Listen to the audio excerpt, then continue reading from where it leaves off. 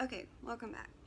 So we're on chapter 18, and we're getting really close now to the finish. I know at this point you're probably thinking, oh my gosh, it's interminable. Is it ever going to end? Just go home and go to bed. But it's getting there. He has to find his way back to Phoebe, which he's going to sneak in and do in this next part, and then he has to leave, and he's just not quite at the end of his journey. But since we're at this point, I want to go back and look at the Q3 question that we have in mind. So it says, one definition of madness is the mental delusion or eccentric behavior arising from it. But Emily Dickinson wrote, much madness is divinest sense to a discerning eye. Novelists and playwrights have often seen madness with a discerning eye. Select a novel or play in which characters' apparent madness or irrational behavior behaves as an important role, and then write a well-organized essay in which you explain what this delusion or eccentric behavior consists of and how it might be judged reasonable. And then, of course, don't summarize the plot and madness as the whole work as a whole. So if you've seen me do this before, what I typically do is just kind of make one of these charts. Now, the thing is, you're under time, and it's 40 minutes, I think. You really don't have a whole lot of time to just brainstorm and structure your essay. So anyone who teaches you how to structure and do everything else, that's great, but I've never been able to really do it. I think that what you have to spend time on is getting the claim right, because if it falls flat, it's going to end up a summary. You're going to end up summarizing the events. So, but if you make an argument, and it's not something that just you find on Spark Notes that it's not the obvious. I mean, there's an obvious analysis to the book. But what I want to look at is a spiritual analysis to the book, because I want to really juxtapose that madness and that accusation of being inappropriate, because I don't believe it is. And because I've read Franny and Zooey and looked at the biography and some other those types of things in articles, I can start putting those things together. If you're only looking at Spark Notes, then it still, to me, is a pretty one-dimensional tool. If I need to look up something really quick about a book, I'll use the tool. But it's not an end in itself as far as like what you should use to prepare. I think my videos are probably going to help you more than anything else. But also, you have to read the book, and you'll just have to go when you see when you actually have to take the test. You're gonna realize, wow, I'm glad I went through all those lectures that took so long, and she talked about everything. But you don't know what they're going to ask. You don't know what you're going to need. So if they asked you a question like this would be perfect for Catcher in the Rye. But still, Catcher in the Rye is not really high canon, and so you want to be able to distinguish yourself. And if you are going to use a book like Catcher in the Rye, you need to be talking about it at a much higher level than everybody else. So we want to make sure we have some keywords from the prompt, because we don't want to lose that. And so we need to look at madness and adolescence. And not necessarily adolescence in this one. I think you could use even if you think about like Hamlet, this would also kind of fall in that adolescence. There needs to be, even in a Q3, needs to have some kind of literary element. Even if you just say voice, that's good. But it needs to have some way of looking at it through either Marxist theory or some kind of theory, or bring in that element of what makes the author's technique work. And so, of course, this one, point of view, voice. And then, of course, we want to get to the theme of the overall work, and that theme is going to be somewhere between madness and coming of age. And I'm going to take it a step further with either something being reverent or being phony. In chapter 18, when he goes back to his movie, notice that he hates the movies and he keeps going back to them. He keeps going back to shows. And I think that's because if you think about any time when you're at home and you're lonely, it's comforting sometimes just to turn on the TV and watch a movie because you feel like you're existing with those people, and you're connecting with them in some way. And so I think that makes us feel better. And that's why, even though he says he hates it, he keeps running back to some kind of distraction, escapism. But then he's just disappointed every time he gets there. And he begins this by wanting, of course, to call Jane. And he tells us a little bit about Jane's old boyfriend, who she said, it's just that he has an inferiority complex, and I feel bad for him. And Holden thinks he's a real jerk, but at this point, we're not real sure if Holden is the best judge of character sometimes. He thinks a lot of people are, almost everyone that he brings up, he doesn't like in some way that annoys him. But then he'll also contradict himself and say, well, it wasn't that bad. There was some good parts about that person too. And you really see that come together at the end too. So, let's see. So this guy that he doesn't like, and it doesn't say a whole lot about it. But I think with the point, though, what we're getting at is, why isn't Holden with Jane? I would like to hear this from Jane's point of view. Because you also see when he meets up with his friend Luce, what's his name? Luce, I think. You start to see how annoying he can really be. And this just hyperactive, it's almost like hanging out with someone with ADHD or something. He's kind of all over the place, and he gets really worked up. And even the guy that he meets, when he starts to talk to him at the bar, and he is talking pretty inappropriately this time, I'll admit that. But he's not being himself, and the other guy's saying, gosh, you're getting loud, calm down. And you can tell the other guy just wants to leave, and he's done with this. But at that point, Holden is also getting very drunk. And that's when he starts to mention, ask him questions like, how's your sex life? And because apparently this guy is the type of person that when they were in school together, when they were at Wooten together,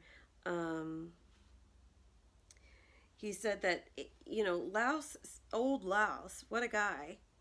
He's supposed to be my student advisor when I was at Wooten. The only thing he ever did, though, is give these talks and all late at night when there was a bunch of guys in his room. He knew quite a bit about sex, especially perverts and all. He was always telling us about a lot of creepy guys that go around having affairs with sheep, and guys that go around with girls' pants sewed in the liner of their hats and all, and flits and lesbians. And so flits is what he's going to call people who were gay. And you have to remember during this time that this is a real stigma. People didn't, unless you were Oscar Wilde, and then, if you look at his life story, it's very tragic what happened to him. Most people were not flamboyantly out of the closet.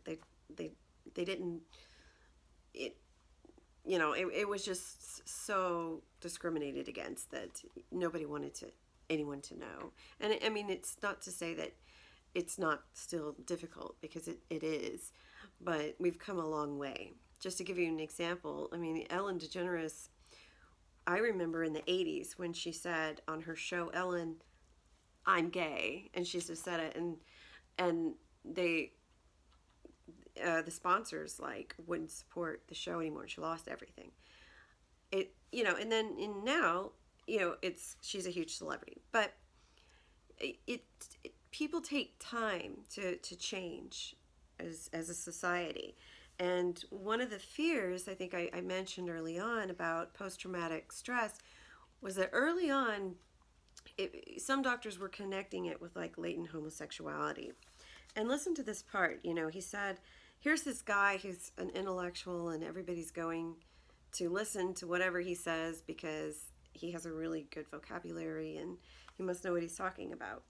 But he said you could turn into one practically overnight. He's talking about being gay if you had all the traits and all. He used to scare the hell out of us. I kept waiting to turn into a flit or something. The funny thing about old Luce, I used to always think he was sort of flitty himself in a way. He was always saying, try this for size. And then he'd goose the hell out of you while you were going down the corridor. So that's, it's sort of ironic. But at any rate, when he meets up with him, the guy says, first joke he makes is that, I think there's a flit over there. You want me to hook you up kind of joke. And the guy says, you're same old Holden. I was combining their names. You haven't changed. And then he also tells him to grow up. So there has to be something to this when everyone keeps pointing out how immature you are. And here he is getting drunk at a bar. He's talking really loudly about sex. By the end of it, people just feel sorry for him and just really wish he would just go home and go to bed because it's just not right. And it's not, proper for him to be doing this. And he doesn't sound like himself. He was talking about, things that you don't want to do with girls and so forth, and until you get to a certain age, and it just sounds crummy. He was using that word. Now he's trying to talk about, as if he says, my sex life is lousy. He doesn't have one, but he's still wanting to act like he is just as experienced as this other guy that he is really sure was experienced. I don't know how he knows that, but he says that, now he's dating some lady from China in her 30s, and Holden's going, 30? You like that sort of thing? And then Chinese, you like that sort of thing? And he's being extremely rude and loud because the guy keeps saying, stop, I don't want to talk about this. But it does seem kind of strange that guy is probably the same age as Holden. They're both sitting in a bar, and he's talking about, well, actually, he must be a little bit older because he's already at Columbia. So, but not much older. And he says, after he asked that, the reason I was asking was because he really knew quite a bit about sex and all. He was one of ththose guys I knew that did. He lost his virginity when he was only 14 in Nantucket. He really did. So, we don't know, and neither does Holden, but he seems at any rate to at least be more mature than Holden, and doesn't like where this conversation is going. And he also mentioned something that he's mentioned to Holden before, and that is that his dad is a psychiatrist. I told you could talk to him, and just, let's figure out what's going on. And if you think about how many things that students are diagnosed with today, as a teacher, you would get, a stack that thick of just 504s for all sorts of things. When I first started teaching in 2005, I don't remember having all of that. I know those things existed, but we've been able to identify a lot more of what's going on. So during this time, who knows what's going on with Holden? But at the same time, he's not crazy. Just like anyone else that has a 504 or whatever, that you're hyperactive or, OCD or anxiety. You have high anxiety, panic attacks, stuff like that. That doesn't mean you're crazy. That just means that something, is not working the way that it should, and it's overreacting. And but at this time, what was someone like Holden supposed to do? He couldn't really relate to anybody with whatever he has. And also notice that Holden seems to be the black sheep of the family. One of the critics said something about how could it be possible that you have this many talented children in one family? Like you have DB and you have Allie, who was the smartest, and then you have Phoebe, who's incredibly articulate and intelligent, and then of course Holden is too, definitely has artistic tendencies, and so how is that believable? That was one of the things that I read. So at any rate, his night doesn't go. Before that, he talks about this movie, and I did want to mention this one part when he refers to Hemingway. First of all, he's watching. Well, let's go back to the religious aspect here. He's watching Jesus, Come All Ye Faithful. I don't know what this is exactly called. It was a Christmas picture, and then the people come out as angels and they're holding crosses. And he says, I know that it's supposed to be religious as hell. I know it's pretty and all, but I can't see anything religious or pretty, for God's sake, about a bunch of actors carrying crucifixes all over the stage. When they were all finished and started going out the boxes again, you could tell they could hardly wait to get a cigarette or something. I saw it with old Sally Hayes the year before. She kept saying how beautiful it was, the costumes and all. I said old Jesus probably would have puked if he could see it, all those fancy costumes and all. Sally said I was sacrilegious atheist. Now, I find this really ironic, and this could be something later on you could use as an example. If you say that, it's not madness, it's actually rather something reverent and divine that he's seeking, that kind of argument. And you could use this type of example of he doesn't think Jesus should be displayed on a stage with costumes and so forth. And if you look at a lot of churches today, you see this is kind of over the top. And part of the reason I'm Orthodox is because of that, because I was brought up in a lot of that. And when I first got exposed to an Orthodox church, everything was very reverent. There's not a band. You stand up during the services. It's the same liturgy that's been going on, since the apostolic tradition. It doesn't change. So, anyways, that I find reverence, and I find that I can worship there. But the way that things have gone, and I mean, this is just even a time when churches weren't, as charismatic, and yet he finds fault in this, and in putting on costumes and making it entertainment. It just doesn't seem to go together. Why should we have to get people, in a book that I'm working on, I kind of make this parallel. Why do we have to make education and religion entertaining in order to get people to participate in it? There must be something wrong with that. So I'm investigating it. But anyways, so he complains about this picture in the way that he complains about everything he's seen. It's probably getting old at this point, but you definitely understand that this is a bunch of phonies. And again, it comes back to the reverence of the art. This is the same argument made in Franny and Zooey when they're talking about acting, that it's become so much, like, for instance, like a film that is real popular. You could probably follow a formula for exactly when this happens, when that happens, when boy meets girl, crisis. Now we have to, like, the point of no return, and everything's, all is lost, and then you turn this thing around. Okay, there's a formula.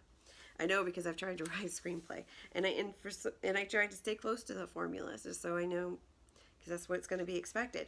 But that wouldn't be Salinger's thing. That he would be sitting probably alone at the River Oaks Theater that shows, a story on Melville, like I went to not too long ago.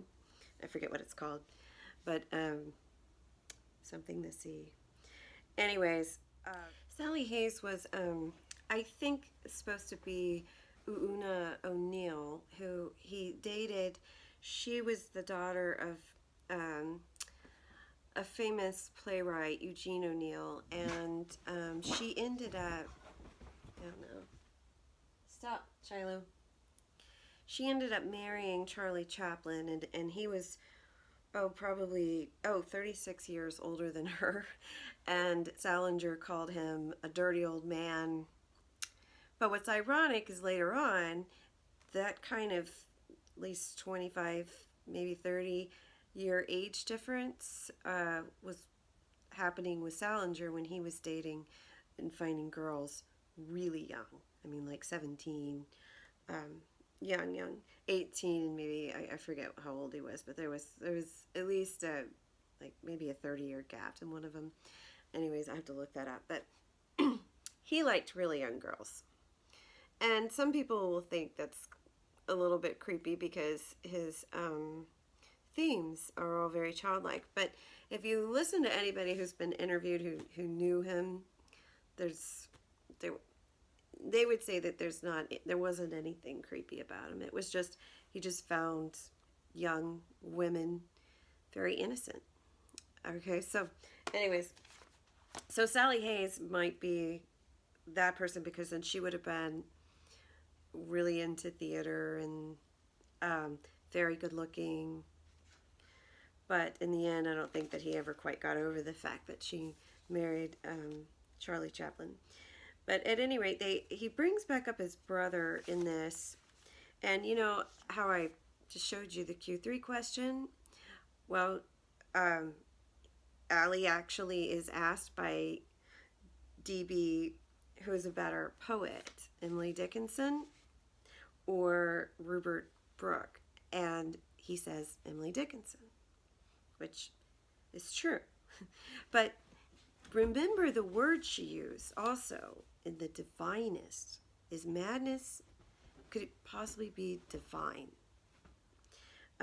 Is there a reason where somebody is wanting to go back to St. John the Ladder, the steps of getting closer to God, renouncing the world, detachment, and exile?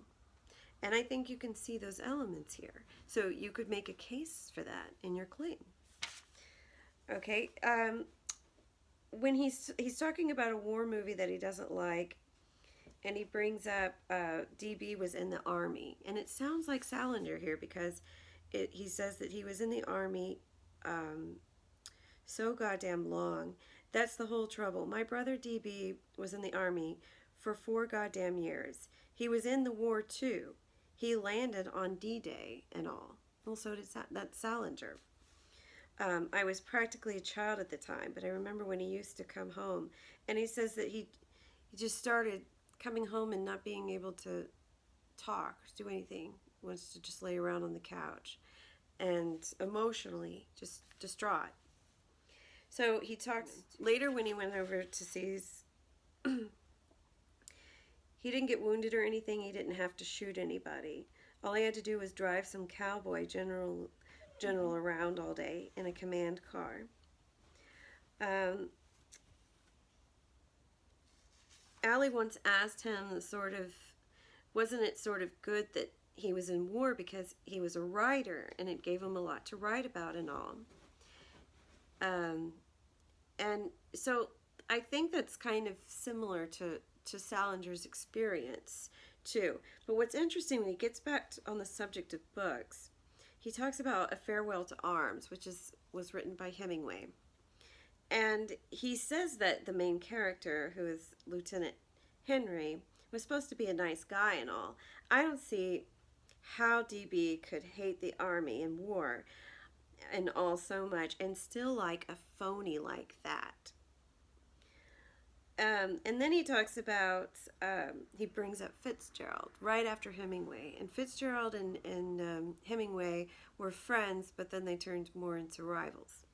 And he talks about how he liked The Great Gatsby. You know, old sport, that killed me. So I think a lot of people have taken this as he's saying that blaming Hemingway as being a phony. But I don't think that's true because there is a letter that it exists. It's at the JFK library, which you can find it online. And he wrote him, and I think he was writing Farewell to Arms. He was talking, he didn't name it, but he said, I hope you're working on that novel. I hope you're working on it really hard. And he says in that letter, don't let him make a movie out of it. So, and he looked up to Hemingway. I think they only met maybe once or twice while he was in Germany. It was during the war. And so, I don't see this as a criticism. In fact, I thought about it this morning and I tried to find some kind of evidence or some kind of article that I couldn't. I'll maybe come across something later. But I started thinking, well, Salinger's kind of like that character, Lieutenant Henry. He might be making fun of himself. And Hemingway wasn't at all offended by this. So it's possible that it could be kind of an inside joke between them. So at any rate, so he gets to this, then I kind of talked about 19 at the bar, and it gets really sad towards the end because he is, you can tell he's really drunk. He ends up calling Sally and is rude to the father or whoever picks up the phone, not the father. But they get her on the phone, you know, and you just didn't do that, especially at that time. So I think I'm going a little bit longer than I planned, so I'm going to kind of wrap it up here and then do another video tomorrow. Okay, thanks. Bye.